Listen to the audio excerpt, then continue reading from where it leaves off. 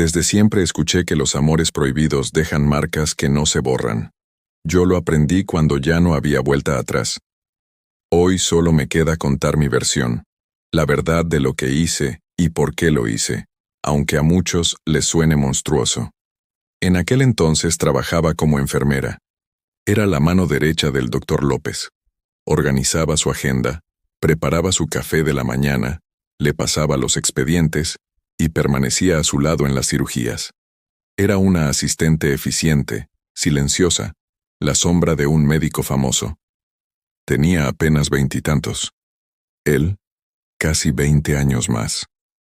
A los ojos de todos aquella diferencia era un detalle sin importancia. Para mí, fue la grieta que hizo crecer una obsesión. Desde el primer día sentí algo que no supe nombrar. La timbre de su voz, la calma con la que hablaba a los pacientes, la manera en que sus manos se movían en el quirófano. Era una atracción que no quería, pero no podía ignorar. Me convertí en espectadora de su vida. Lo veía con su familia en fotos, lo veía salvar vidas, lo veía llegar a casa tarde y volver a salir temprano. Él era un hombre casado, con hijos, y una reputación impecable. Todo eso lo convertía en imposible y en irresistible. Pensé que mi papel sería siempre el de la mujer invisible que lo mira desde lejos, hasta que un día la vida me ofreció una oportunidad disfrazada de tragedia ajena. Al consultorio llegó una madre desesperada con su hijo adolescente en brazos. El chico estaba pálido, con la mirada ida, manos temblorosas. Algo en él sonaba a alarma. La madre, entre sollozos, explicó que había encontrado en la bolsa de la novia de su hijo un pequeño frasco con un líquido. Según la mujer, era una pócima para amarrar el corazón del muchacho. Gotas secretas que supuestamente provocaban devoción y sumisión. El joven parecía fuera de sí, como si alguien le hubiera apagado la voluntad. El doctor, con su habitual escepticismo, inspeccionó el frasco y lo tildó de superstición. Probablemente sea un tóxico casero, dijo, y me pasó el recipiente para que lo tirara.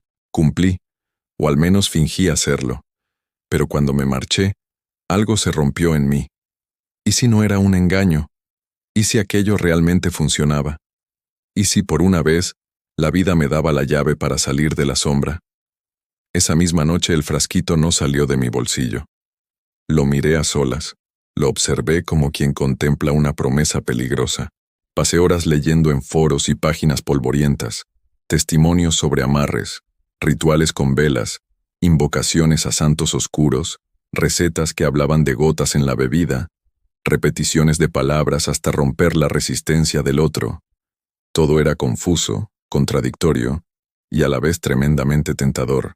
No tenía experiencia, ni creencias arraigadas en ninguno de esos cultos, solo una necesidad feroz. Así que empecé a probar. No voy a explicar cómo hice las cosas. No daré recetas ni manuales. Basta decir que durante varias semanas introduje ese líquido en la rutina del doctor, acompañándolo de pequeños rituales que yo misma inventé. Oraciones aprendidas a medias, velas puestas en momentos precisos, frases repetidas en la noche como si fueran conjuros. Cada acción me hacía sentir menos impotente. Al principio pensé que estaba loca. Fueron días de culpa y nervios, pero algo cambió. Lo noté en detalles mínimos. Una sonrisa que antes no me daba, una pregunta inesperada sobre mi vida, una mirada que se demoraba. La cercanía que antes había sido profesional se volvió poco a poco íntima. Fueron gestos pequeños al principio, un café traído por él, un comentario amable en el pasillo. Luego, una madrugada de tareas, me dijo una frase que todavía me quema por dentro. Julieta, siempre me pregunté por qué una mujer tan capaz como usted está sola. Si la hubiera conocido antes de casarme, quizá todo hubiera sido distinto.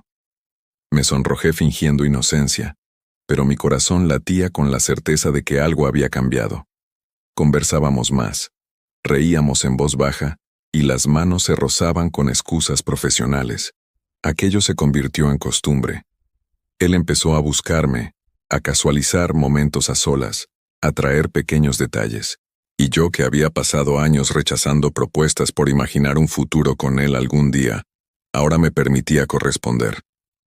El primer beso ocurrió una noche que jamás olvidaré. Fue tierno, y al mismo tiempo, eléctrico. Él se acercó con la voz cargada de confesión. No puedo más. Usted me hace sentir cosas que no había sentido en años. Intenté poner distancia, recordarle su familia, su compromiso, pero sus palabras eran un puente que yo no quería cruzar sola. Cuando me besó, supimos que aquello ya no tendría retorno. Aquella intimidad no quedó en un instante. Se volvió rutina clandestina. Cenamos fuera fingiendo la inocencia de dos colegas, compartimos miradas en los pasillos, y él empezó a llevar la delantera. Flores en el escritorio, desayunos improvisados, pequeños gestos que declaraban un afecto peligroso. En mi cumpleaños me sorprendió con un gesto sencillo pero revelador. Me invitó a cenar y, sin que su esposa lo supiera, se había inventado una cirugía de emergencia para ausentarse. Esa noche me pidió que me fuera a vivir con él por un tiempo, que ordenáramos la vida juntos. Las semanas siguieron su curso y la relación se convirtió en una doble vida. Por la mañana, la enfermera ejemplar. Por la noche, la amante que creía haber conquistado el corazón del hombre que tanto había deseado. Le creí cuando me decía que su matrimonio estaba roto, que dormían en cuartos separados, que su esposa estaba enferma y que él no encontraba consuelo. ¿No era acaso yo quien le devolvía la alegría? ¿Quién, si no, lo haría sentir vivo? Y sin advertirlo, la realidad empezó a inclinarse. La salud de la esposa empeoró. Los días de hospital se multiplicaron. Él, con su toga de médico y su ternura fingida, me pidió que lo acompañara en la operación de la que dependía la vida de su esposa. Yo, con guantes puestos y el corazón en pedazos, supe que había llegado el instante definitivo. El quirófano aquella mañana olía a tensión. Sobre la mesa yacía la esposa del doctor, mi rival silenciosa, la sombra que siempre me recordaba que ese amor era imposible. Yo debía asistirlo como siempre, controlar instrumentos, pasar lo necesario, mantenerme profesional. Pero en mi mente, una sola idea latía. Si esa mujer no sobrevivía, el camino quedaría libre. No diré detalles médicos, pero sí confesaré lo esencial. Hice lo indebido. Un medicamento cambiado, una dosis equivocada, un error que no lo fue. Los monitores empezaron a sonar, las alarmas retumbaban, y a pesar de los esfuerzos del equipo, la mujer se fue apagando hasta que la muerte se instaló en la sala.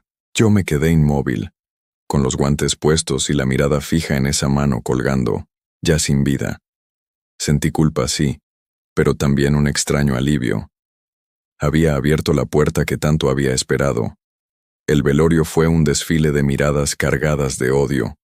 Los hijos del doctor me esquivaban como si fuera un fantasma. Yo, con el rosario en las manos, soportaba en silencio el filo de su desprecio. Sabían, o al menos sospechaban, que yo no era inocente. Para ellos yo había robado más que un padre. Había arrebatado a su madre. El doctor, por su parte, se aferró a mí. En su dolor encontró refugio en mi presencia. Me pidió que lo acompañara a su departamento donde vivía solo. Los días se volvieron luto compartido y, en medio de esa oscuridad, me pidió matrimonio. Fue rápido, sin fiesta, sin hijos presentes. Un sí entre lágrimas y silencios, mientras yo creía que al fin el destino se había inclinado a mi favor. Pero pronto la ilusión se resquebrajó. La culpa lo devoraba en secreto. Aunque me decía que me amaba, lo veía hundirse en el alcohol, en noches de insomnio y reproches. Nuestro amor empezó a llenarse de grietas. Yo le pedía viajes, escapadas, caricias como antes, pero él era un hombre quebrado. Lo que alguna vez me pareció fortaleza, se volvió debilidad. Su rostro ya no brillaba de deseo, sino de cansancio y remordimiento. Y como si el destino cobrara su precio, una tarde me pidió el divorcio. Sus palabras fueron un golpe seco. Te amo, pero no puedo darte felicidad. Mi culpa me mata. No puedo arrastrarte conmigo. En ese instante entendí que la brujería había funcionado. Sí, pero mal. Había traído a mi lado al hombre que deseaba, solo para ver cómo se destruía desde dentro. Poco después llegaron los oficiales a mi puerta. Tocaron fuerte, me pidieron que los acompañara. Los hijos del doctor habían denunciado lo ocurrido. Aseguraban que su madre no murió por azar, que alguien del equipo había manipulado la cirugía.